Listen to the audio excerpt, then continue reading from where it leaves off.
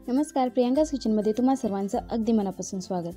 आज आपण उन्हाळ्याच्या दिवसामध्ये शरीराला पौष्टिक अशी ज्वारीची आंबील कशी बनवायची ते पाहणार आहोत। एकदम पौष्टिक आहे। चला तर व्हिडिओला सुरुवात करूयात। सुरुवातीला इथे मी एक भांडं घेतलेलं आहे। यामध्ये आपल्याला दही घ्यायचं आहे। तर इथे मी 1 वाटी दही घेतलेलं आहे। माझ्याकडे 1 वाटी ताक देखील आहे, तर तुम्ही इथे तुमच्या आवडीनुसार तुम्हाला हवं तेवढं दही ते घेऊ शकता। आता यामध्ये 1 वाटी पाणी घालून घेऊयात आणि मी यामध्ये माझ्याकडे 1 वाटी ताक आहे ते देखील घालून घेणार आहे। तुम्ही 2 वाटी दही वापरला तरी देखील चालेल। आता आपण याला रवीने चांगले घुसळून घ्यायचे आहे। यामध्ये गाठी ठेवायचे नाहीत। याला चांगले 2 मिनिटे घुसळून घ्यायचे आहे। त्यानंतर आपण यामध्ये ज्वारीचं पीठ घालून घेणार आहोत। तर याला चांगलं रवीच्या साहाय्याने अशा पद्धतीने घुसळून घेऊया। तुमच्याकडे हँड ब्लेंडर असेल तर तुम्ही त्याचा देखील वापर करू शकता। आता आपण यामध्ये 3 ते 4 चमचे ज्वारीचं पीठ घालून घ्यायचं आहे आणि पुन्हा एकदा याला रवीच्या साहाय्याने चांगले घुसळून घ्यायचं आहे। याच्यातील सर्व गाठी मोडल्या गेल्या पाहिजेत। यामध्ये गाठी ठेवायच्या नाहीत। तुम्ही 1 वाटी दह्याचं देखील ही आंबील तयार करू शकता। तर याच्यामध्ये मी आणखीन 3 ते 4 चमचे पाणी घातलेलं आहे आणि याला आणखीन थोडं आपण घुसळून घेऊयात। तर इथे आपलं हे मिश्रण तयार झालेलं आहे। आता आपण आंबील करण्यासाठी घेऊयात। त्यासाठी इथे मी एक भांडं घेतलेलं आहे। यामध्ये घालूयात 2 चमचे तेल। तेल चांगलं गरम झाले की यामध्ये अर्धा चमचा मोहरी घालून घ्यायची आहे। मोहरी घालताना तेल चांगलं गरम झालं पाहिजे, नाहीतर मोहरी कच्ची राहू शकते। मोहरी थोडीशी तडतडायला सुरुवात झाली की आपण यामध्ये पाव चमचा जिरं घालून घ्यायचं आहे। खूप जास्त देखील जिरं घालायचं नाही, पाव चमचा जिरं पुरेसं आहे। तर मोहरी आणि जिरं चांगलं तडतडलं पाहिजे। त्यानंतर आपण यामध्ये लसूण घालून घेणार आहोत।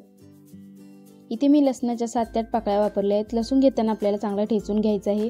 जर अख्खी लसूण यामध्ये घातला तर ते तेलामध्ये उडू शकते। आता आपण यामध्ये 7 ते 8 कढीपत्त्याची पानं घालून घेऊयात आणि याला चांगले मिक्स करून घ्यायचे आहे। तुम्ही यामध्ये हळदीचा देखील वापर करू शकता, पण ज्वारीची आंबील बनवताना ती पांढरी छान लागते। तर याला अशा पद्धतीने चांगले मिक्स करून घेऊयात। आपल्याला लसणाला थोडासा हलकासा कलर आला पाहिजे। खूप जास्त देखील फोडणी करपवायची नाही, नाहीतर आंबलीला जो चव आहे ती चांगली येणार नाही। आता याला 1 मिनिटभर चांगले परतून घेतले की आपण यामध्ये जे आपण दह्याचं मिश्रण तयार करून घेतलेलं आहे ते घालून घेऊयात। तर इथे हळूवारपणे यामध्ये हे सर्व मिश्रण ओतून घ्यायचं आहे। यामध्ये पिठाच्या गाठी अजिबात ठेवायच्या नाहीत। आता यामध्ये मी थोडंसं पाणी घालून घेणार आहे। सुरुवातीला कन्सिस्टन्सी याची जरी अशा पद्धतीने पातळ असली तरी पण जसजशी ही आंबील शिजत जाईल तसं आपलं ज्वारीचं पीठ शिजणार आहे, तर त्यामुळे ही आंबील दाटसर होणार आहे। तर सुरुवातीला याची कन्सिस्टन्सी थोडी पातळच पाण्यासारखी ठेवायची आहे। तर इथे मी आणखीन अर्धा ग्लास पाणी घालून घेतलेलं आहे।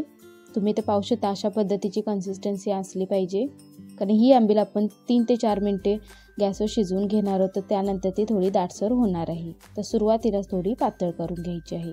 तर याला चांगले मिक्स करून घेऊयात आणि गॅसची फ्लेम मीडियम करून याला मध्ये मध्ये हलवत आपल्याला ही आंबील 3 ते 4 मिनिटे चांगली शिजवून घ्यायची आहे। आंबील जर चांगली शिजली नाही तर आपल्याला खाताना देखील चांगली लागत नाही। यामध्ये मी 2 मिरच्या उभ्या चिरून घेतलेल्या त्या घालून घेणार आहे। तुम्ही मिरची तेलामध्ये देखील घालू शकता।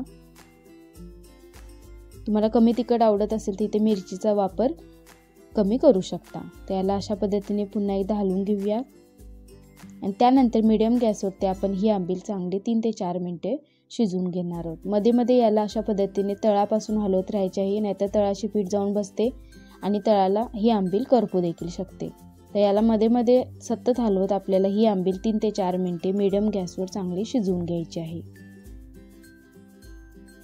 ही ज्वारीची आंबील तुम्ही उन्हाळ्याच्या दिवसामध्ये अगदी थंड करून देखील खाऊ शकता किंवा गरमागरम देखील खाऊ शकता। तर अशा पद्धतीने याला 3 ते 4 मिनिटे मी शिजवून घेतल्यानंतर यामध्ये चवीपुरतं मीठ घालून घेऊयात आणि त्यानंतर यामध्ये बारीक चिरलेली कोथिंबीर देखील घालून घ्यायची आहे।